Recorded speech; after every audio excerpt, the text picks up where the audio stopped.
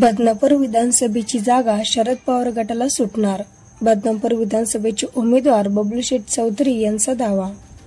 येत्या 2 ते 2.5 महिन्यात राज्य महाविकास आघाडीचे सरकार येणार असून शेतकऱ्यांच्या मागण्या असतील त्या मी मार्गी लावण्यात येईल असं मीडियाशी बोलताना बबलूशेठ चौधरी म्हणाले.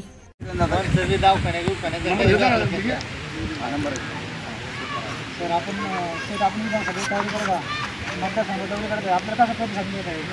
प्रतिसाद आहे, चांगला प्रतिसाद आहे.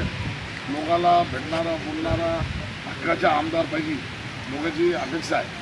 आज लोकांच्या मनात आहे की मी जे माझ्या 18 वर्षाचा जे प्रवास आहे यांच्यामध्ये लोकांना बघितलेलं मला की माझ्या वतीनं मी जे माझ्या वतीनं जे काम होतं मी काम करतो.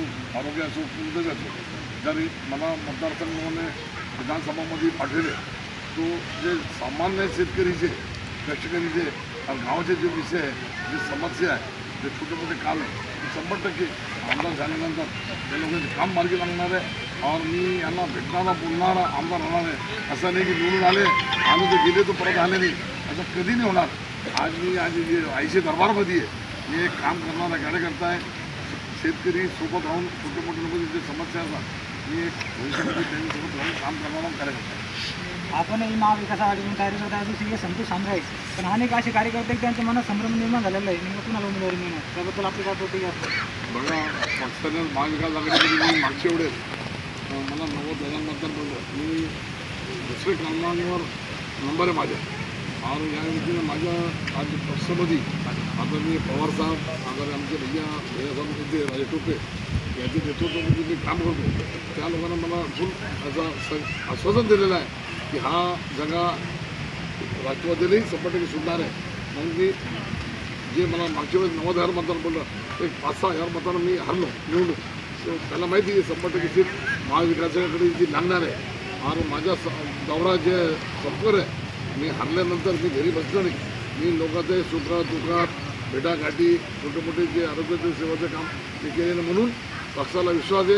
और पक्षाला मला आमचे आदरणीय नेते भैयासाहेब राजे टोपे और पवार साहेबने मला और आदरणीय दादा यांनी मला जयंत पाटील यांनी खातोर बोलले की तू मतदारसंघ सोडू नको, तिकडची काळजी करू नको, तुम्ही काम करा. मला आमच्या नेत्यावर 100% विश्वास आहे. और मला महाविकास आघाडीच्या वतीनेही मला तिकीट भेटणार आहे.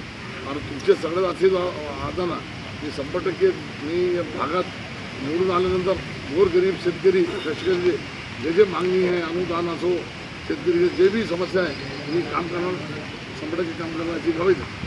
काही दिवसापूर्वी माजी आमदार चंद्रकांत दानवे यांच्या नेतृत्वाखाली या ठिकाणी मोर्चा काढण्यात आला कामगार विभाग ऑफिसला.